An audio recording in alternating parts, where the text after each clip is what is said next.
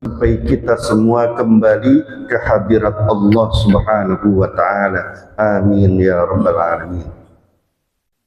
Salawat yang indah, salam yang terbaik, semoga Allah Subhanahu wa taala selalu melimpahkan dan mencurahkan kepada junjungan kita baginda Nabi Agung Muhammad sallallahu alaihi wasallam.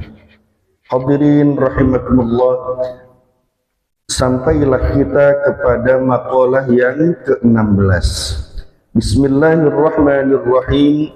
Qala al-musannif rahimahullahu ta'ala wa nafa'ana bihi wa bi'ulumihi fid dharain insyaallah. Amin ya rabbal alamin. Wal maqalatu sadisata asyarata, dan maqalah yang ke-16 kila dikatakan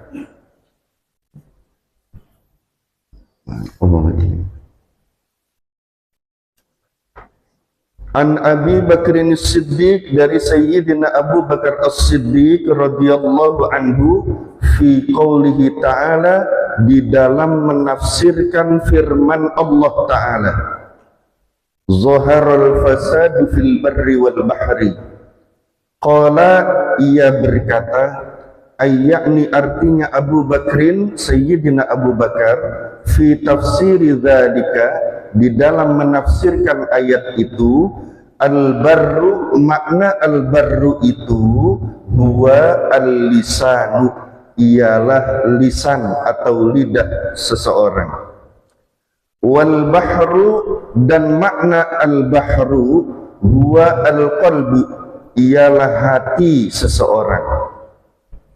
Fa idza fasadal lisanu, maka apabila rusak lisan, bisabbi, dengan sebab memaki-maki, masalan umpamanya, bakat, maka menangis, alaihi, karena lisan itu, an-nufusu, diri-diri manusia, ail ashkhasu, yaitu artinya diri-diri manusia, min bani adama, dari bani Adam.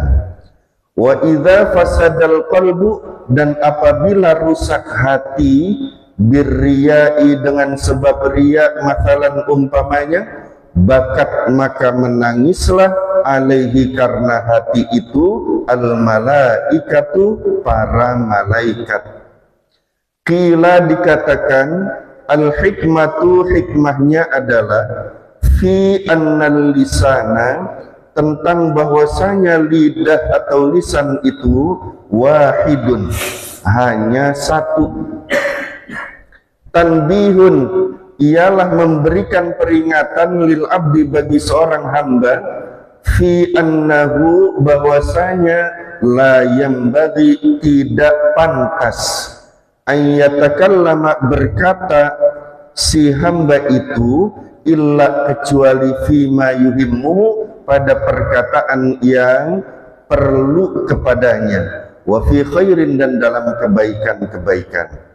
Wa qila, dan dikatakan, li annal lisana, karena bahwasanya lisan itu, az-zakira, yang berzikir, bi kulli lughatin, dengan tiap-tiap bahasa, kana zikruhu, maka adalah zikir lisan itu, lil madhkuri, ialah untuk yang dizikirkan, al-wahidi, yang satu, wa huwa Allahu ta'ala, dan dia adalah Allah Subhanahu wa ta'ala. Wa kadzalika, dan demikian pula, al-qalbu, hati, bi khilafi, berbeda dengan nahwil aini, seumpama mata, wal udhuni, dan telinga. Fa innahu, maka bahwasanya telinga dan mata itu, ta'addadu, bukan cuma satu, tapi berbilangan, ada dua, sepasang-sepasang. Wakila, dan dikatakan, li'annal hajata, bahwasanya kebutuhan manusia, ila sam'i, terhadap pendengaran, wal basari, dan penglihatan, aktsaru, lebih banyak, minal hajati ilal kalami, daripada kebutuhan untuk berbicara. Intaha, selesai. Wa innama, dan bahwa sesungguhnya, syubbihal qalbu, diserupakan hati itu bil bahri kepada luasnya lautan, li syiddati umqihi karena sangat dalamnya hati, wattisaihi dan sangat luasnya hati. Wallahu a'lam. Hadirin yang dimuliakan Allah, ini adalah perkataan dan pendapat serta tafsir dari Sayyidina Abu Bakar As-Siddiq radhiyallahu anhu tentang menafsirkan ayat yang berkaitan dengan rusaknya daratan dan lautan. Kalau kita mau lihat lengkap, itu di dalam surah Ar-Rum ayat 41. Jadi lengkapnya ayatnya itu, a'udzubillahi minasyaitonirrajim, bismillahirrahmanirrahim, zaharal fasadu fil barri wal bahri bima kasabat aydin nas liyudhiqahum ba'dalladzi 'amilu la'allahum yarji'un. Telah tampak kerusakan, zaharal fasad fil barri di daratan, wal bahri dan di lautan. Nah, ini ditafsirkan oleh Sayyidina Abu Bakar bahwa yang disebut daratan itu, al-barru itu adalah lisan manusia. Sedangkan kerusakan di lautan maksudnya adalah rusak hatinya. Laut itu hati, daratan itu lisan manusia. Disebabkan karena apa? Ya karena perbuatan manusia sendiri rusaknya itu, ya. Agar Allah Subhanahu wa taala memberikan perasaan terhadap mereka yang berbuat kerusakan itu, ya, merasakan apa? Merasakan dampaknya dari kerusakan mereka rasakan sendiri, dan kemudian agar mereka kembali ke jalan yang benar yang diridhoi Allah Subhanahu wa taala. Allah ciptakan bagi kita mata itu dua, Pak. Betul, sepasangnya. Telinga juga sepasang, dua. Ini kan beda dengan mulut. Kalau lisan kita, lidah, mulut kita cuma satu. Dan kenapa itu Allah ciptakannya enggak dua juga sepasang? Padahal semua yang ada di dunia ini sepasang-sepasang. Betul ya? Ada laki-laki, ada perempuan, ada malam, ada siang, sepasang-sepasang. Tapi lisan Allah ciptakan cuma satu tuh. Lisan mulut kita ini cuma satu, dan untuk berkata-kata itu lapisannya banyak. Ada gigi yang segitu banyaknya, betul? Ada lisan yang harus digerakkan dulu, ada bibir dalam dan luar yang ini untuk menutupi. Sebenarnya manusia tuh nggak butuh banyak ngomong. Kalau mau ngomong, lewati dulu gigimu, lewati dulu bibir depanmu. Artinya untuk disaring omongan itu, nggak asal ngomong, nggak asal berbicara. Dan kebutuhan manusia untuk berbicara itu lebih sedikit daripada kebutuhan manusia untuk melihat dan mendengar. Di dalam Asmaul Husna Allah Subhanahu wa ta'ala menyebutkan ada Asmaul Husna Allah, As-Sami, Al-Basir. Betul? As-Sami Allah Maha mendengar, Al-Basir Allah Maha melihat. Tapi ada enggak di dalam Asmaul Husna itu Allah Subhanahu wa taala mengatakan dengan Allah yang Maha berbicara? Ada enggak? Ya. Al-Kalam. Bisa. Al-Mutakallim memang sifat Allah yang wajib. Wajib bagi Allah mutakallim, ya. Tapi di dalam Asmaul Husna yang 99 tidak ada itu Allah Al-Kalam yang Maha berbicara, enggak ada. Karena baginda Rasul sallallahu alaihi wasallam itu bersabda, takhallaqu bi akhlaqillah, Diriwayatkan oleh Imam Abi Dawud, derajat hadisnya adalah sahih. Berakhlaklah engkau dengan akhlak apa? Dengan akhlaknya Allah Subhanahu wa ta'ala. Seakan-akan Allah menginginkan kita berakhlak dengan yang 99 namanya, tapi Allah melarang kita berakhlak dengan satu, yaitu al-mutakallim, al-kalam. Kamu boleh berakhlak dengan namaku As-Sami. Berakhlaklah dengan itu. Bagaimana berakhlak dengan As-Sami? Allah Maha mendengar. Setiap ada yang berbicara kepada kita, kita menghargainya dengan mendengarkannya, tidak mendebatnya. Mendengar dengan menjadi pendengar yang baik bagi keluh kesah orang lain. Betul. Jadilah engkau berakhlak seperti Allah. Semua berkeluh kesah kepada Allah, semua menyampaikan hajatnya kepada Allah. Apa Allah menolak semua itu? Tidak, semua itu ditampung, diterima, dan dikasih jawabannya sama Allah. Begitu pula kau manusia, berakhlaklah dengan As-Sami. Allah Al-Basir, yang maha melihat, maha memandang, maha memperhatikan. Maka kita juga demikian. Mata ini dipergunakan untuk melihat, memandang, memperhatikan. Ya. Diperintah kita untuk berakhlak dengan yang 99, tapi cuma satu, tidak boleh berakhlak dengan al-mutakallim. Ya. Maka Allah tidak cantumkan dalam 99 Asmaul Husnanya, dan itu hanya ada pada sifat wajib bagi Allah yang 20, wujud qidam baqa mukhalafatul hawadithi sampai ya al-mutakallim. Dan manusia itu kebanyakan tidak selamat gara-gara lisannya. Lisan lahiriah yang disebut oleh Sayyidina Abu Bakar sebagai daratan, lisan batininya yang ada di dalam hati itu yang disebut oleh Sayyidina Abu Bakar sebagai lautan. Kita masih berbicara lisan lahiriah dulu saja. Kebanyakan manusia itu tidak selamat gara-gara lisan lahiriah. Bahkan Sayyidina Umar bin Khattab radhiyallahu taala anhu itu pernah berkata, manusia bisa mati dengan lisannya, bisa membunuh dengan lisannya. Dia bisa mati gara-gara lisannya, dan dia juga bisa membunuh gara-gara lisannya. Maka hati-hatilah dengan lisan. Ya. Kalau tergores pedang, seiring waktu bisa hilang lukanya. Tapi tergoresnya hati gara-gara ucapan yang tidak enak, tidak baik, yang mengecewakan seseorang, itu bisa jadi berkelanjutan, bahkan sampai meninggal dunia bisa dibawa. Ini sangat bahaya.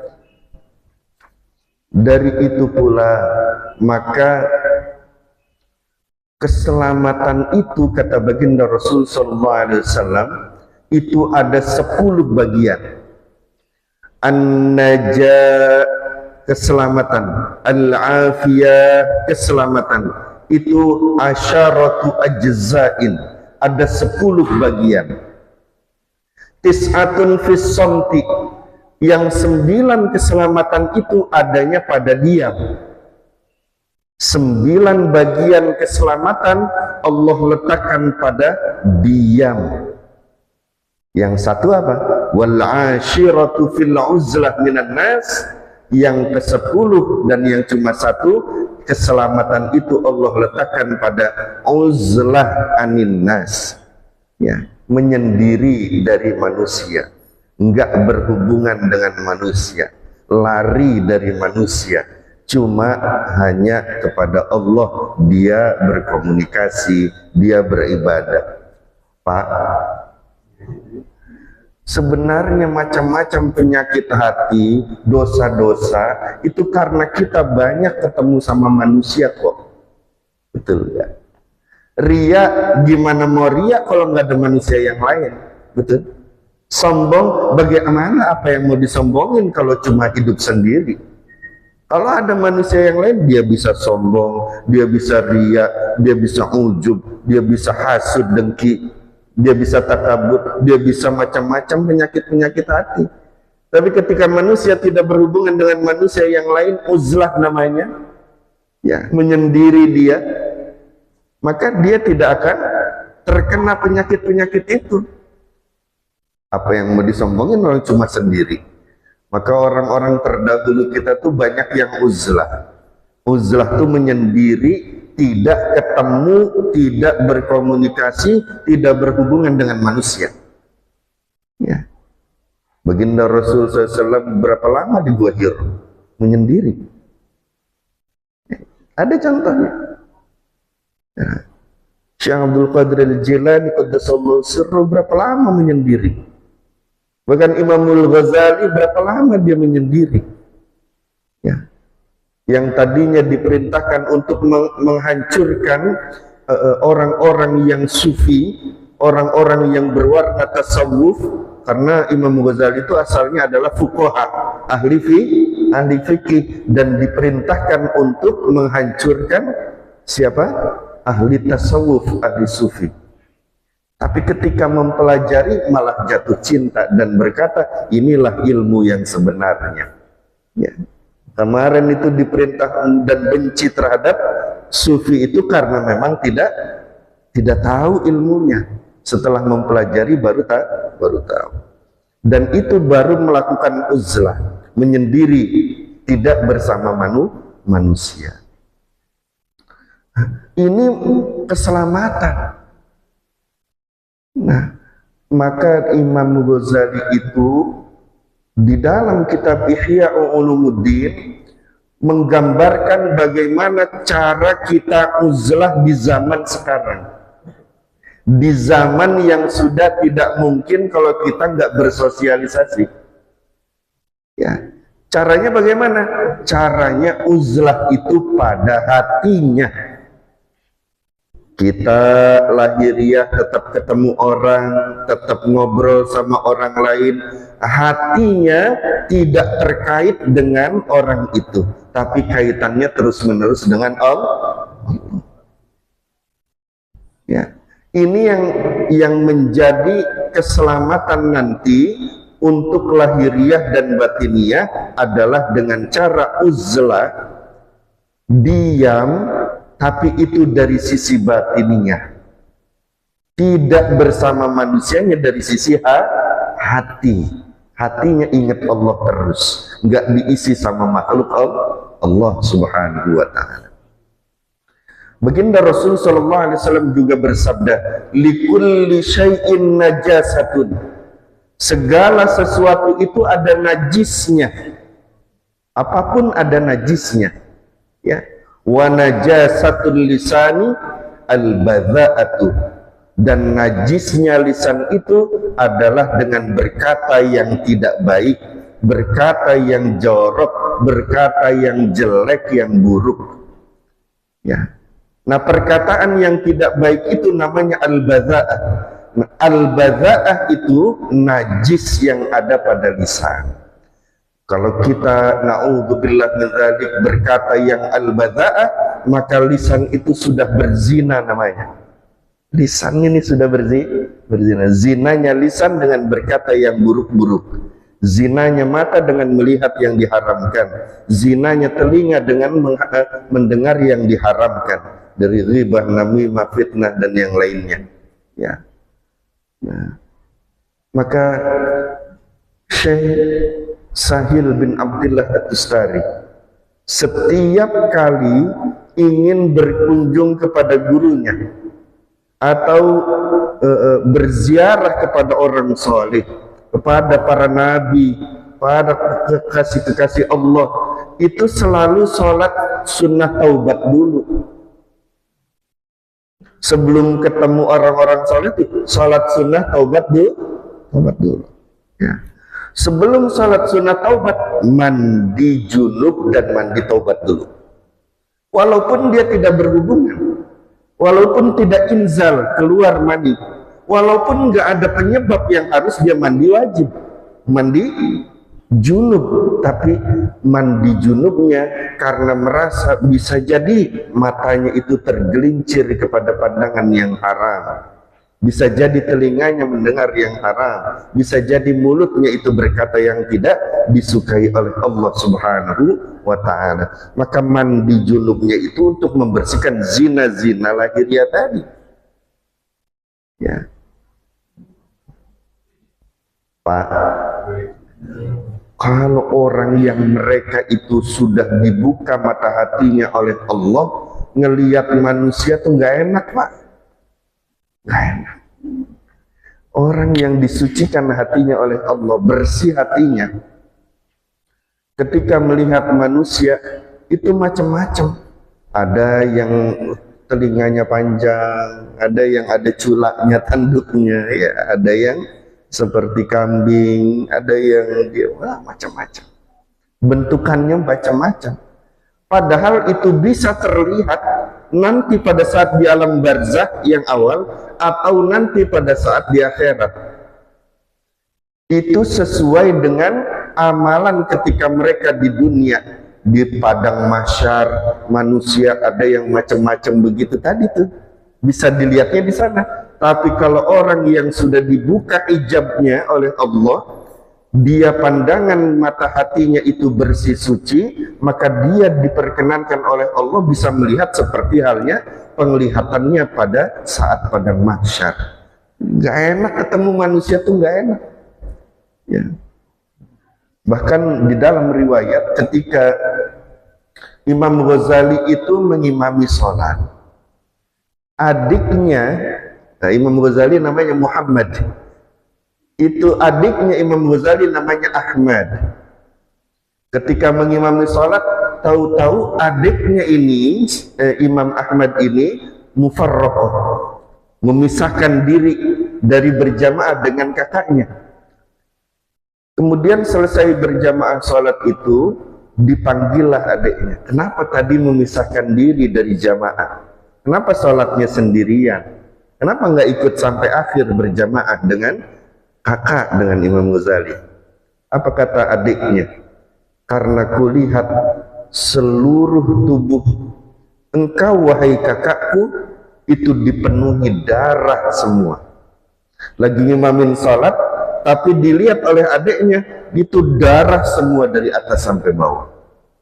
Maka kemudian Imam Ghazali itu berkata, sungguh benar engkau wahai adikku, karena pada saat tadi sholat itu aku sempat terfikir bab masalah pemecahan masalah di dalam fikih, yaitu terutama bab tentang haidnya seorang perempuan. Lagi sholat Imam Ghazali kepikiran bab haid, kepikiran bab haid karena ahli fikih. Dilihat sama adiknya itu darah semua sekujur tubuhnya. Ya. Orang lagi sholat menghadap Allah kok mikirin haid. Yang ulama ini kenapa bisa demikian? Karena tidak rusak hatinya, tidak rusak lisan lahiriah, lisan batiniahnya, bersih semuanya. Nah, yang menyebabkan rusaknya lisan kita, hati kita, ya kita sendiri kok. Jangan nyalahin orang, jangan menyalahkan takdir Allah. Ya. Kenapa kita banyak terhalang dari rizki-rizki lahiriah dan batiniah, terutama rizki kedekatan dengan Allah? Karena banyak perkataan yang tidak bermanfaat. Kata-katanya banyak yang nggak manfaat. Itu Sayyidina Abu Bakar As-Siddiq radhiyallahu anhu, ketika disampaikan oleh baginda Rasul SAW tentang keutamaan diam, maka diambilnya itu 2 batu. Batu ini dimasukkan ke dalam mulutnya. Selama tidak ada yang bertanya dan berkepentingan untuk menjawab atau mengucapkan sesuatu, tetap itu ada di dalam mulutnya batu. Tapi setiap kali ada keperluan untuk mengatakan sesuatu dan menjawab orang yang bertanya, maka sebelum dikeluarkan ditafakuri dulu, dipikirkan dulu oleh Sayyidina Abu Bakar, ini kira-kira perkataan saya menyinggung orang lain gak ya? perkataannya bermanfaat atau tidak ya. Bagaimana kalau saya katakan ini, apakah perasaan orang lain itu menjadi tidak enak? Apakah menjatuhkan harga diri orang lain? Apakah Allah ridho terhadap apa yang saya katakan? Nah, kalau itu semua sudah, baru dikeluarin itu batunya, baru ngomong. Kalau kita kan enggak ya. Jarang sekali kita tafakuri sebelum berkata-kata. Padahal banyak kata-kata yang tidak bermanfaat dan bahkan kata-kata yang mengandung maksiat. Na'udzubillah min dzalik. Udah gitu taubatnya jarang, istighfarnya jarang. Mengistighfari mulut yang sering menyakiti perasaan orang. Orang mulut kita sering kali nyakitin perasaan kucing kok Pak. Kucing atau kucing? Bu, kan kita sering ngebohongin kucing. Si pus, udah keluar kita tutup pintunya, nggak dikasih makan.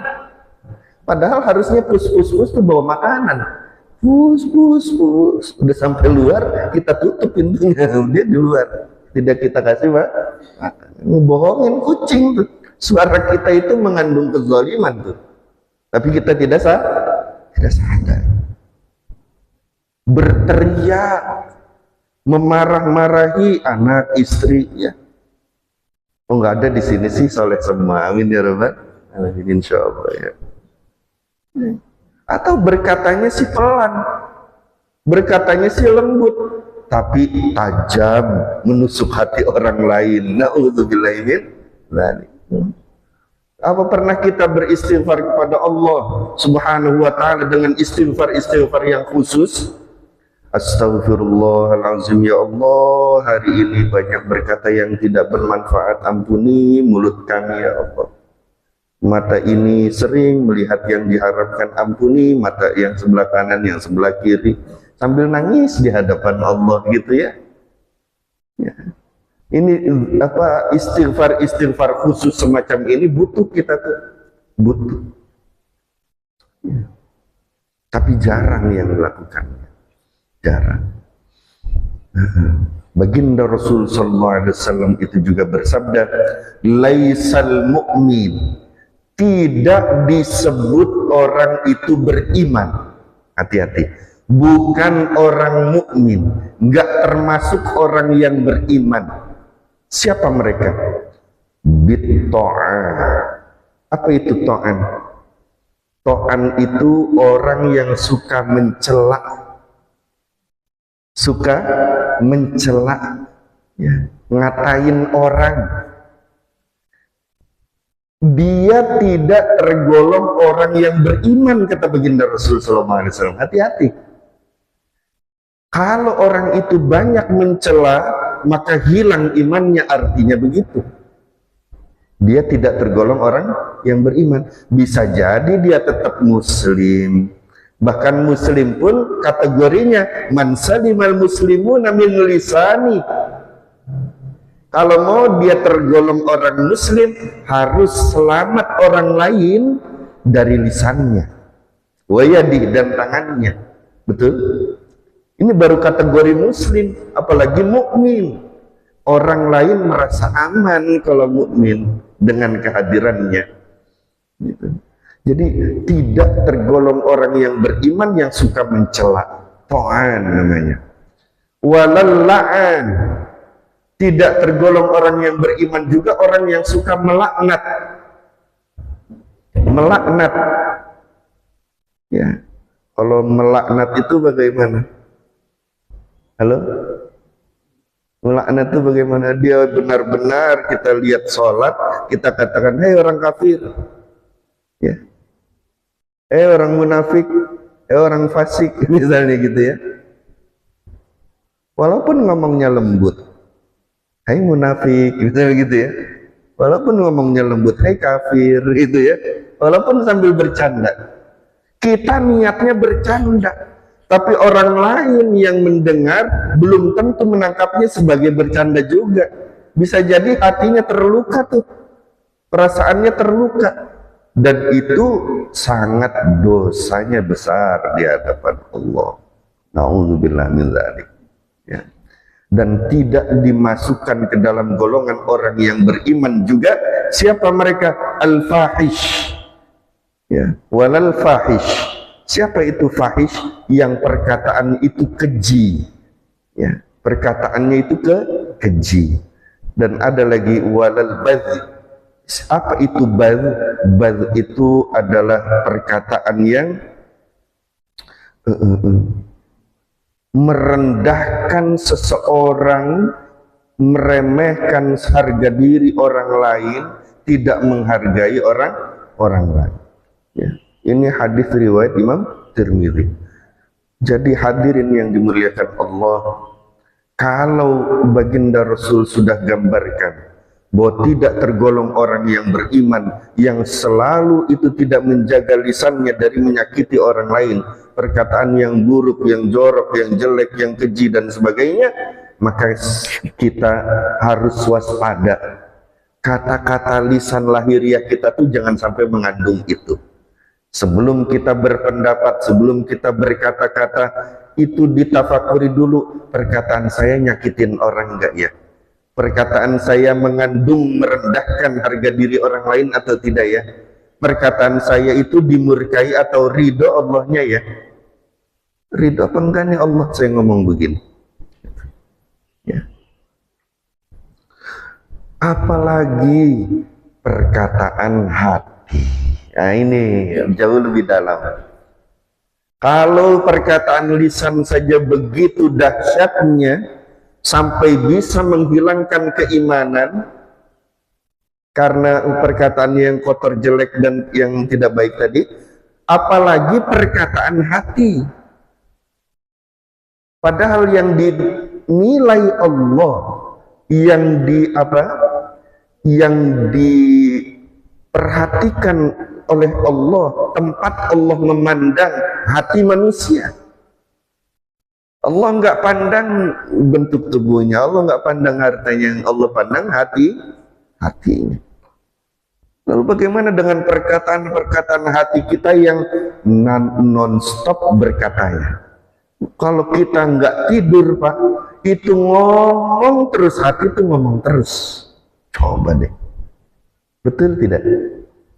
Ngomong terus hati itu, ngomong ini, ngomong itu. Semua tuh dikomentari. Ada orang lewat begini, dikomentari sama hati.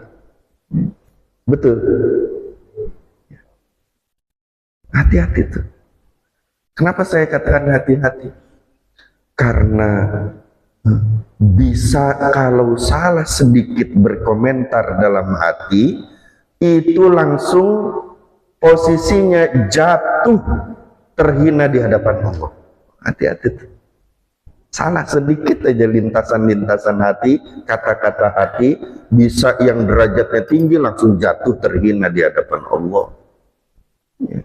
Contoh, suatu ketika Sayyidah Aisyah radhiyallahu taala anha, yaitu istri baginda Rasul sallallahu alaihi wasallam, ummahatul mukminin, ibu kita dalam hal keimanan. Ummina Aisyah itu pernah meminta izin kepada baginda Rasul sallallahu alaihi wasallam, ya Rasulullah, izinkan aku ingin melihat satu pertunjukan. Boleh, silakan wahai istriku, ya. Tapi sini dulu. Ada apa ya Rasulullah? Coba kau minum dulu ini. Minum. Enggak saya minum, contoh doang. Coba kau minum, tapi jangan ditelan. Enggak boleh ditelan. Harus memenuhi mulut air putihnya. Kau jaga air itu sampai kembali selesai melihat pertunjukan, kau keluarkan lagi nanti selesai kau lihat pertunjukan di hadapanku. Air yang kau bawa dalam mulutmu itu. Saking banget menjaga mulut nih, jangan sampai komentar macam-macam. Melihatlah pertunjukan orang-orang Baduy lagi membuat pertunjukan. Ya, biasa saja, nggak ada masalah. Tapi ketika ada penampil pertunjukan itu yang tidak berkesesuaian dengan hatinya Ummina Aisyah, yang besar orangnya itu bajunya kekecilan, yang penampil itu badannya kecil, bajunya kelebaran, kepanjangan sampai nyengser-nyengser. Akhirnya dalam hati Ummina Aisyah itu sempat berkomentar, pantasnya yang bajunya panjang ini dipakai oleh orang yang besar itu. Yang besar itu bajunya kan kekecilan, pantasnya yang kecil ini yang pakai. Cuma begitu Pak komentarnya. Dan itu bukan komentar yang keluar, bukan komentar yang terlontar dari lisan lahiriah, enggak, cuma di hati komentar itu. Ketika sampai ke hadirat baginda Rasul sallallahu alaihi wasallam, sudah Aisyah ngangguk karena nggak bisa ngomong, mulutnya ada airnya. Coba keluarkan apa yang ada dalam mulutmu. Tadi isinya air putih. Ketika dikeluarkan, darah kental yang keluar. Kaget Ummina Aisyah. Ya Rasulullah, limadha, kenapa ini? Ada apa sebabnya? Nah, tadi kamu ngomong apa dalam hati? Oh, sempat saya berkomentar demikian. Itu namanya ghibah. Itu namanya ghibah. Kau sama saja memakan bangkai saudaramu sendiri. Nauzubillahimin. Maka yang keluar itu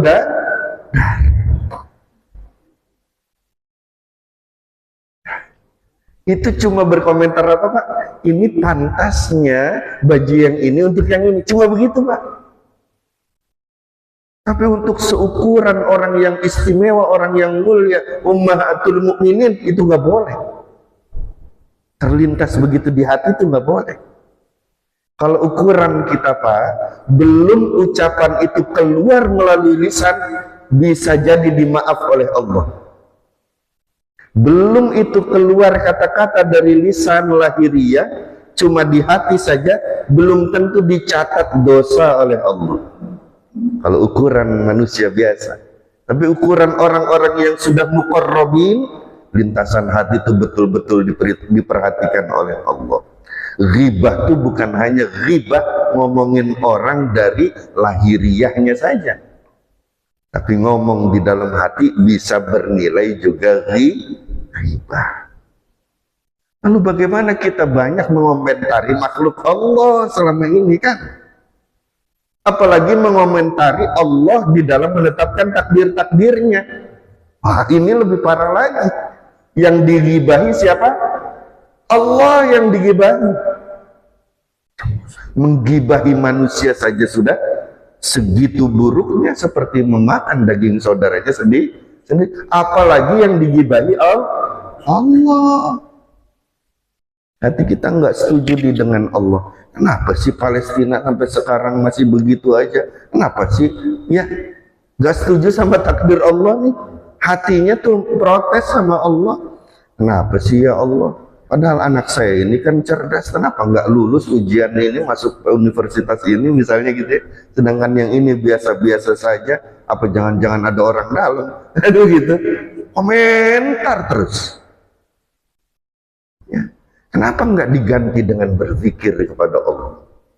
Kenapa tidak diganti dengan banyaknya kita ridho terhadap takdir Allah? Kenapa tidak diganti dengan husnuzon, melihat setiap manusia, semua manusia itu kekasih Allah, kita saja yang salah di hadapan Allah. Selain diriku adalah semua kekasih Allah, hanya aku saja yang orang banyak maksiatnya, itu aku sendiri. Selamat Pak.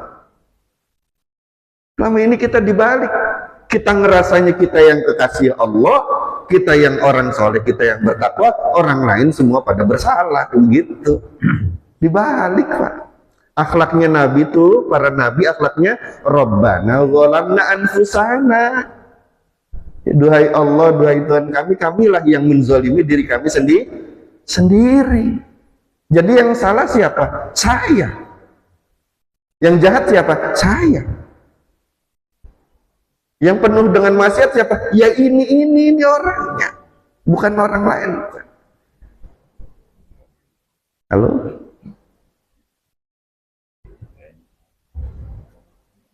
Jangankan di luar sholat, di dalam sholat aja suka komentar kok.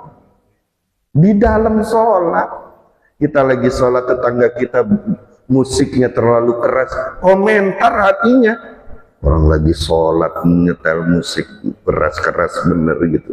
Padahal lagi sholat. Gimana itu?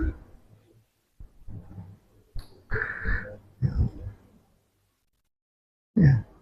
Sejatinya Pak, hati itu menjadi sesak, menjadi tidak luas, itu karena apa? Karena kesalahan diri kita sendiri kok, yang menjadikan hati kita itu cuma seperti gelas ini saja, yang bisa menampung ya hanya sekedar sebatas tempat ini. Coba kita perluas hatinya. Betul, seperti lautan yang disebutkan tadi. Apa yang masuk dari bangkai-bangkai tidak menyebabkan najis di dalam hati. Betul, karena lautan itu bukan ukuran 2 pula, 3 pula lagi. Apa yang masuk di sana, ya, bahkan lautan yang dapat mempengaruhi apapun yang jatuh kepadanya tidak dapat mempengaruhi lautan, tapi lautan yang dapat mempengaruhi mereka semua. Betul? Ya. Jadikan lautan. Yang menyebabkan hati sempit itu ya kita sendiri kok. Maka banyak-banyaklah memohon kepada Allah Subhanahu wa taala kelapangan hati. Ya, Rabbi syrahli sadri wa yassirli amri wahlul 'uqdatam min lisani yafqahu qawli. Baca surah Al-Insyirah, alam nashrah laka sadrak. Berapa banyak ucapan kita lahiriah batiniah yang menyebabkan kita terjerumus ke dalam kekafiran. Banyak. Banyak. Disampaikan ayat tes, ayatnya muncul. Ada penafsir, kita nggak setuju nih, ya, dengan cara dia menafsirkan. Padahal yang disampaikan ayat. Padahal dia menafsirkan itu bukan karena dirinya sendiri. Tafsirnya itu ya karena mengambil dari tafsir ini, tafsir ini, tafsir ini. Tapi karena dia nggak setuju dengan pendapat itu, maka dia menyalahkan. Bukan begitu tafsirnya. Betul? Menyalahkan orang yang membacakan tafsir tadi, menolak Al-Quran tadi, itu artinya dia terjerumus ke dalam kekufuran, tertutup hatinya dari kebenaran-kebenaran yang datangnya dari Allah berupa Al-Quran, yang intinya pada ayat itu. Bisa kok. Atau kufur dalam hal nikmat. Dalam hal ya Allah, badan begini aman, sakit lagi. Bisa kufur nikmat Pak. Ya.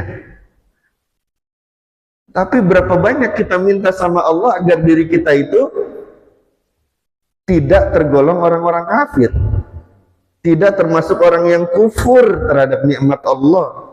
Berapa banyak? Padahal diajarkan baginda Rasul sallallahu alaihi wasallam baca qul ya ayyuhal kafirun sebelum tidur, maka semua bentuk kesyirikan dan kekufuran itu dihilangkan oleh Allah Subhanahu wa taala. Fa innahu bara'atun minal kufri wasyirki, itu adalah untuk pembebas dari kekufuran dan kesyirikan. Baca apa? Qul ya ayyuhal kafirun sebelum tidur. Atau bacanya seperti baginda Rasul sallallahu alaihi wasallam setiap maghrib kita baca setelah Fatihah qul ya ayyuhal kafirun. Ya, rakaat pertama itu, rakaat kedua kulhu, ya, al-ikhlas. Dosanya terlampau banyak, penyakitnya sudah menghujam sampai ke dalam hati, tumbuhannya sudah, akarnya itu menghujam ke dalam hati, tapi usaha kitanya sangat sedikit. Halo?